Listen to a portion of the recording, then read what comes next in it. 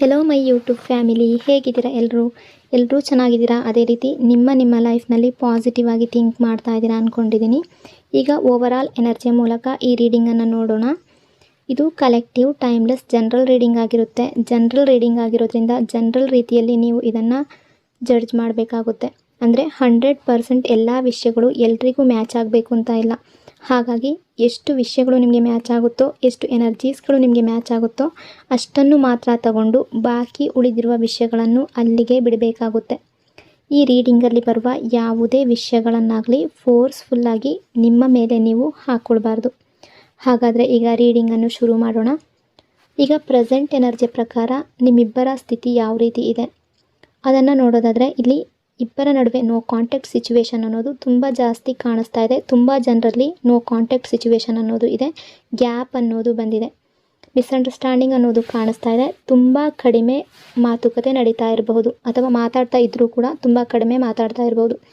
ಕೆಲವರನ್ನು ಒಬ್ಬ ವ್ಯಕ್ತಿ ಇನ್ನೊಬ್ಬ ವ್ಯಕ್ತಿಯನ್ನು ಯಾರೋ ಒಬ್ಬರು ಬ್ಲಾಕ್ ಮಾಡಿದರೆ ನೀವು ಮಾಡಿರ್ಬೋದು, ಅಥವಾ ಈ ವ್ಯಕ್ತಿ ಮಾಡಿರ್ಬೋದು.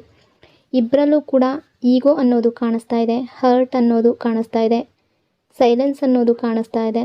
ಇಬ್ಬರ ಎನರ್ಜಿ ಪ್ರಕಾರ ಆ ರೀತಿ ಎನರ್ಜಿ ರಿಫ್ಲೆಕ್ಟ್ ಆಗ್ತಾ ಇದೆ. ಈ ರಿಲೇಷನ್ಶಿಪ್ಪಲ್ಲಿ ಒಂದು ಗ್ಯಾಪ್ ಬಂದಿದೆ. ಆ ಗ್ಯಾಪ್ ಕೇವಲ ಮಾತಿನಲ್ಲಿ ಎಮೋಷ್ನಲ್ ಆಗಿ ಕೂಡ ಬಂದಿರಬಹುದು.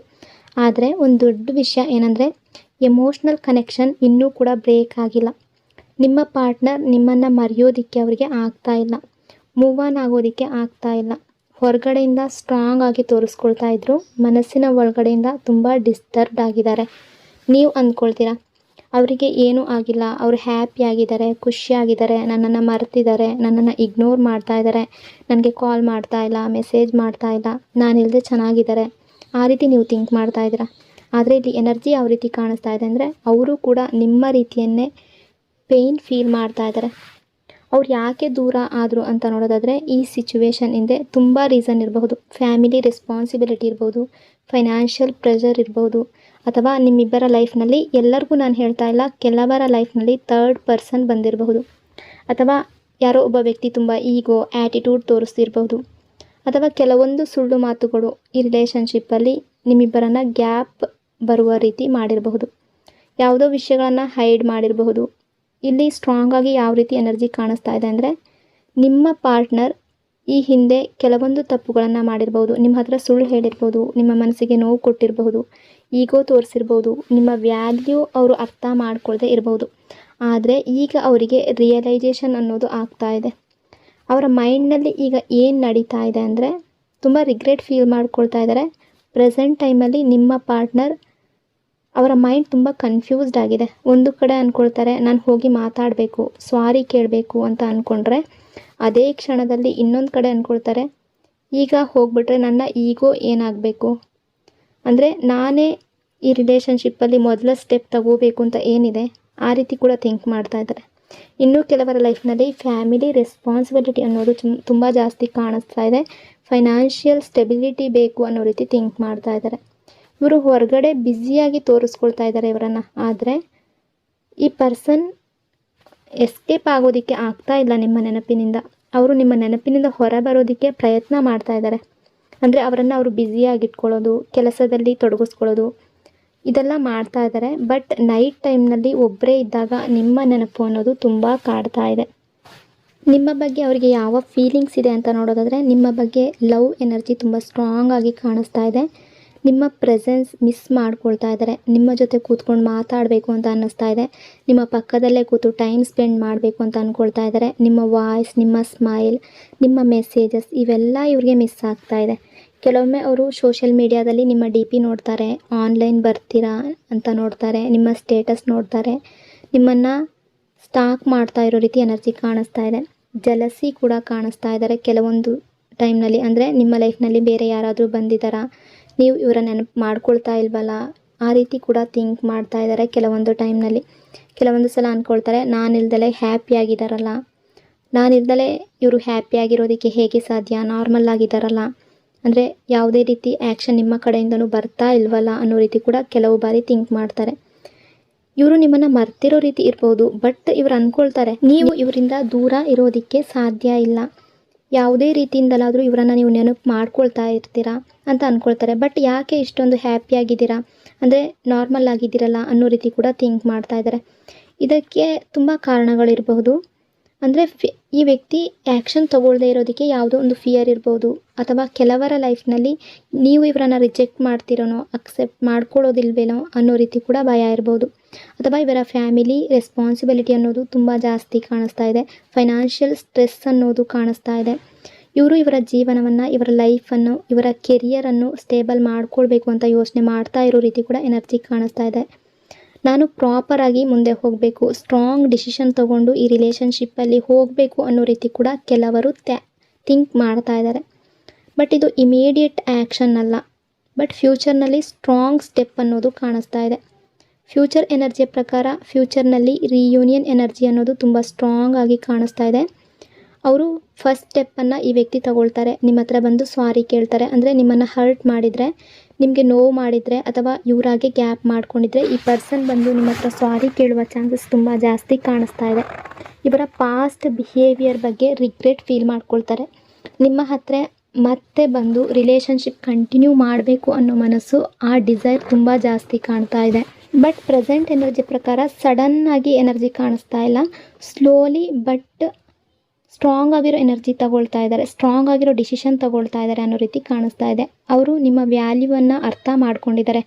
ನೀವು ಇಲ್ಲದೇ ಇದ್ದಾಗ ನಿಮ್ಮ ಪ್ರೆಸೆನ್ಸ್ ಎಷ್ಟು ಇಂಪಾರ್ಟೆಂಟ್ ಅನ್ನೋದು ಗೊತ್ತಾಗ್ತಾ ಇದೆ.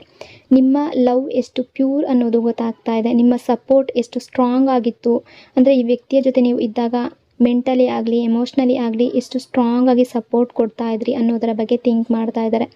ಅವರಿಗೆ ಈಗ ಗೊತ್ತಾಗ್ತಾ ಇದೆ, ನಿಮಗೆ ನೀವಿಲ್ದಲೇ ಯಾವ ರೀತಿ ಅವ್ರಿಗೆ ಪೇಯ್ನ್ ಆಗ್ತಾ ಇದೆ, ಹರ್ಟ್ ಆಗ್ತಾ ಇದೆ ಅಂತ ಥಿಂಕ್ ಮಾಡ್ತಾ ಇದ್ದಾರೆ. ಯೂನಿವರ್ಸ್ ಕಡೆಯಿಂದ ನಿಮಗೆ ಯಾವ ರೀತಿಯ ಮೆಸೇಜ್ ಇದೆ ಅಂತ ನೋಡೋದಾದರೆ, ನೀವು ಈ ರಿಲೇಷನ್ಶಿಪ್ಪಲ್ಲಿ ಓವರ್ ರಿಯಾಕ್ಟ್ ಮಾಡಬೇಡಿ. ಓವರ್ ಅಟ್ಯಾಚ್ಮೆಂಟ್ ಅನ್ನೋದು ತುಂಬ ಡೇಂಜರ್. ಓವರ್ ಅಟ್ಯಾಚ್ಮೆಂಟನ್ನು ಬೆಳೆಸ್ಕೋಬೇಡಿ, ಚೇಸ್ ಮಾಡೋದಕ್ಕೆ ಹೋಗಬೇಡಿ. ನಿಮ್ಮ ವ್ಯಾಲ್ಯೂ ಮೇಂಟೈನ್ ಮಾಡಿ. ನೆಗೆಟಿವ್ ಥಾಟ್ಸನ್ನು ಬಿಟ್ಬಿಡಿ. ನಿಮ್ಮ ಲೈಫ್ ಬಗ್ಗೆ, ನಿಮ್ಮ ರಿಲೇಷನ್ಶಿಪ್ ಬಗ್ಗೆ, ಈ ವ್ಯಕ್ತಿಯ ಬಗ್ಗೆ, ನಿಮ್ಮ ಬಗ್ಗೆ ಪಾಸಿಟಿವ್ ಆಗಿ ಥಿಂಕ್ ಮಾಡಿ. ನಿಮ್ಮ ಎನರ್ಜಿ ತುಂಬ ಪವರ್ಫುಲ್ ಆಗಿರುತ್ತೆ. ನೀವು ನೆಗೆಟಿವ್ ಆಗಿ ಥಿಂಕ್ ಮಾಡಿದ್ರೆ ಅದು ಅವರಿಗೂ ಕೂಡ ರಿಫ್ಲೆಕ್ಟ್ ಆಗುತ್ತೆ, ಈ ರಿಲೇಷನ್ಶಿಪ್ಪಲ್ಲಿ ರಿಫ್ಲೆಕ್ಟ್ ಆಗುತ್ತೆ.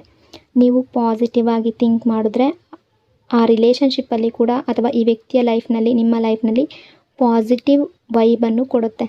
ಈ ರಿಲೇಷನ್ಶಿಪ್ ಕೆಲವರಿಗೆ ಕಾರ್ಮಿಕ್ ಕನೆಕ್ಷನ್ ರೀತಿ ಕೂಡ ಕಾಣಿಸ್ತಾ ಇದೆ. ಅಂದರೆ ಇಬ್ಬರು ಲೆಸನ್ಸ್ ಕಲಿಬೇಕು, ಈಗೋ ಬಿಡಬೇಕು, ಹಾನೆಸ್ಟಿ ಇರಬೇಕು, ವ್ಯಾಲ್ಯೂ, ಒಬ್ಬರ ಬಗ್ಗೆ ಒಬ್ಬರು ವ್ಯಾಲ್ಯೂ ಅರ್ಥ ಮಾಡ್ಕೋಬೇಕು, ಅನ್ನೋ ರೀತಿ ಕಾರ್ಮಿಕ್ ಕನೆಕ್ಷನ್ ಕೂಡ ಆಗಿರ್ಬೋದು. ಆ ರೀತಿ ಎನರ್ಜಿ ಕೂಡ ಕಾಣಿಸ್ತಾ ಇದೆ. ಈ ಸಪ್ರೇಷನ್, ನಿಮ್ಮಿಬ್ಬರ ನಡುವೆ ಈಗ ಏನೇ ಸಪ್ರೇಷನ್ ಬಂದಿದ್ದರೂ ಅದು ಟೆಂಪ್ರವರಿ ಎನರ್ಜಿ ಕಾಣಿಸ್ತಾ ಇದೆ. ಈ ವ್ಯಕ್ತಿಯ ಎನರ್ಜಿ ಅಕಾರ್ಡಿಂಗ್ ನಿಮ್ಮ ಪಾರ್ಟ್ನರ್ ಈಗ ಇವರ ಮನಸ್ಸಿನಲ್ಲಿ ತುಂಬ ಸ್ಟ್ರಗಲ್ ಮಾಡ್ತಾ ಇದ್ದಾರೆ, ಗಿಲ್ಟ್ ಫೀಲ್ ಮಾಡ್ಕೊಳ್ತಾ ಇದ್ದಾರೆ, ರಿಗ್ರೆಟ್ ಫೀಲ್ ಮಾಡ್ಕೊಳ್ತಾ ಇದ್ದಾರೆ, ಕನ್ಫ್ಯೂಷನಲ್ಲಿದ್ದಾರೆ. ಲವ್ ಇದೆ, ಅದೇ ರೀತಿ ಈಗೋ ಕೂಡ ಇದೆ. ಈ ಪರ್ಸನ್ ಮನಸ್ಸಿನಲ್ಲಿ ಈಗೋ ಕೂಡ ಇದೆ, ನಿಮ್ಮ ಮೇಲೆ ಪ್ರೀತಿ ಕೂಡ ಇದೆ. ಆ ರೀತಿ ಎನರ್ಜಿ ಕಾಣಿಸ್ತಾ ಇದೆ. ಎಲ್ಲವೂ ಕೂಡ ಮಿಕ್ಸ್ ಆಗಿ ಅವರ ಮೈಂಡ್ನ ಡಿಸ್ಟರ್ಬ್ ಮಾಡ್ತಾ ಇದೆ. ಆ ರೀತಿ ಎನರ್ಜಿ ಕಾಣಿಸ್ತಾ ಇದೆ. ಕೆಲವೊಮ್ಮೆ ಬರ್ಡನ್ ಫೀಲ್ ಮಾಡ್ಕೊಳ್ತಿದ್ದಾರೆ. ನಾನು ಯಾಕೆ ಇಷ್ಟು ಯೋಚನೆ ಮಾಡ್ತಾ ಇದ್ದೀನಿ, ನಾನು ಯಾಕೆ ಇವರ ಬಗ್ಗೆ ಅಷ್ಟು ಥಿಂಕ್ ಮಾಡ್ತಾ ಇದ್ದೀನಿ ಅಂತ ಅಂದ್ಕೊಳ್ತಾರೆ. ಬಟ್ ಅವರ ಹಾರ್ಟ್ ಕಂಟ್ರೋಲ್ ಆಗ್ತಾ ಇಲ್ಲ. ನಿಮ್ಮ ಮೇಲೆ ಪ್ಯಾಷನ್ ಅನ್ನೋದು ಜಾಸ್ತಿ ಆಗ್ತಾ ಇದೆ. ಅಟ್ರಾಕ್ಷನ್ ಅನ್ನೋದು ನಿಮ್ಮ ಮೇಲೆ ತುಂಬ ಜಾಸ್ತಿ ಆಗ್ತಾ ಇದೆ. ಅಟ್ರಾಕ್ಷನ್ ಅನ್ನೋದು ಕಡಿಮೆ ಆಗಿಲ್ಲ ಅನ್ನೋ ರೀತಿ ಎನರ್ಜಿ ಕಾಣಿಸ್ತಾ ಇದೆ. ಆ್ಯಕ್ಚುಲಿ ಇನ್ನೂ ಜಾಸ್ತಿ ಆಗ್ತಾ ಇದೆ. ಡಿಸ್ಟೆನ್ಸ್, ನಿಮ್ಮಿಬ್ಬರ ನಡುವೆ ಏನು ಡಿಸ್ಟೆನ್ಸ್ ಬಂದಿದೆ ಈಗ, ಅದು ಅಟ್ರಾಕ್ಷನನ್ನು ಜಾಸ್ತಿ ಮಾಡಿದೆ. ನಿಮ್ಮ ಪ್ರೆಸೆನ್ಸ್, ನಿಮ್ಮ ಮಾತು ಇವೆಲ್ಲ ಮತ್ತೆ ಬೇಕು ಅಂತ ಇವರ ಮನಸ್ಸಿಗೆ ಅನ್ನಿಸ್ತಾ ಇದೆ. ಇಲ್ಲಿ ಇಂಪಾರ್ಟೆಂಟ್ ಅಡ್ವೈಸ್ ಏನು ಅಂದರೆ, ನಿಮ್ಮ ಪಾರ್ಟ್ನರ್ ಚೇಂಜ್ ಆಗಬೇಕು ಅಂದರೆ, ಅವರಿಗೆ ನಿಮ್ಮ ಆಬ್ಸೆನ್ಸ್ ಅದು ಫೀಲ್ ಆಗಬೇಕು ಅಂದರೆ ನೀವು ಅವರನ್ನು ಚೇಸ್ ಮಾಡೋದಕ್ಕೆ ಹೋಗಬೇಡಿ. ಅವರು ಕೂಡ ಅರ್ಥ ಮಾಡ್ಕೊಳ್ಳಿ, ನೀವು ಇಲ್ದಲೇ ಎಷ್ಟು ಪೇಯ್ನ್ ಆಗುತ್ತೆ, ನೀವು ಎಷ್ಟು ಪೇಯ್ನನ್ನು ಅನುಭವಿಸಿದ್ರೋ ಅದು ಕೂಡ ಅವರಿಗೂ ಕೂಡ ಅರ್ಥ ಆಗಬೇಕು. ಹಾಗಾಗಿ ಚೇಸ್ ಮಾಡಬೇಡಿ, ಕಾಮಾಗಿ ಇರಿ. ಅದೇ ನಿಮ್ಮ biggest power. Future energy according ನೋಡೋದಾದರೆ, ಈ ವ್ಯಕ್ತಿ ಸ್ಟ್ರಾಂಗ್ ಆಗಿರೋ ಡಿಸಿಷನನ್ನು ತಗೊಂಡು ಬರುವ ರೀತಿ ಕಾಣಿಸ್ತಾ ಇದೆ. ನಿಮ್ಮ ಹತ್ರ ಸಾರಿ ಕೇಳುವ ಎನರ್ಜಿ ತುಂಬ ಸ್ಟ್ರಾಂಗ್ ಆಗಿ ಕಾಣಿಸ್ತಾ ಇದೆ. ರಿಲೇಷನ್ಶಿಪ್ ಕಂಟಿನ್ಯೂ ಮಾಡಬೇಕು ಅನ್ನೋ ಡಿಸೈರ್ ತುಂಬ ಇದೆ. ಬಟ್ ಟೈಮ್ ಅನ್ನೋದು ಬೇಕು, ನಿಮಗೆ ಪೇಷನ್ಸ್ ಅನ್ನೋದು ಬೇಕು. ಕೊನೆಯದಾಗಿ, ಯಾವಾಗಲೂ ನಾನು ಹೇಳುವಂತೆ ನೆಗೆಟಿವ್ ಆಗಿ ಯೋಚನೆ ಮಾಡಬೇಡಿ. ಸೆಲ್ಫ್ ರೆಸ್ಪೆಕ್ಟನ್ನು ಕಾಪಾಡ್ಕೊಳ್ಳಿ, ಸೆಲ್ಫ್ ಲವ್ ಹೆಚ್ಚು ಮಾಡ್ಕೊಳ್ಳಿ. ನಿಮ್ಮ ಎನರ್ಜಿಯನ್ನು ರೈಸ್ ಮಾಡಿದ್ರೆ ಆಟೋಮೆಟಿಕಲಿ ಅವರೇ ನಿಮ್ಮ ಕಡೆಗೆ ಬಂದೇ ಬರ್ತಾರೆ. ಸೊ ಇಷ್ಟೆಲ್ಲ ವಿಷಯಗಳು ಈ ರೀಡಿಂಗಲ್ಲಿ ರಿಫ್ಲೆಕ್ಟ್ ಆಗ್ತಾ ಇದೆ. ಐ ಹೋಪ್ ಈ ರೀಡಿಂಗ್ ನಿಮಗೆ ಇಷ್ಟ ಆಗಿದೆ ಅಂದ್ಕೊಂಡಿದ್ದೀನಿ. ಇಷ್ಟ ಆಗಿದರೆ ಕಮೆಂಟ್ನಲ್ಲಿ ಕ್ಲೈಮ್ ಮಾಡ್ಕೊಳ್ಳಿ. ಅದೇ ರೀತಿ ವಿಡಿಯೋನ ಲೈಕ್ ಮತ್ತು ಶೇರ್ ಮಾಡೋದ್ರ ಜೊತೆಗೆ ವಿಡಿಯೋನ ಹೈಪ್ ಕೂಡ ಮಾಡಿ. ಈ ಚಾನಲ್ನ ಫಸ್ಟ್ ಟೈಮ್ ವಿಸಿಟ್ ಮಾಡಿದರೆ ಸಬ್ಸ್ಕ್ರೈಬ್ ಮಾಡಿಕೊಂಡು ಕನೆಕ್ಟ್ ಆಗಿ. ಇನ್ನೊಂದು ಪವರ್ಫುಲ್ ಡೀಪ್ ರೀಡಿಂಗ್ನೊಂದಿಗೆ ಮತ್ತೆ ಸಿಗ್ತೀನಿ. Until then take care. Thank you so much.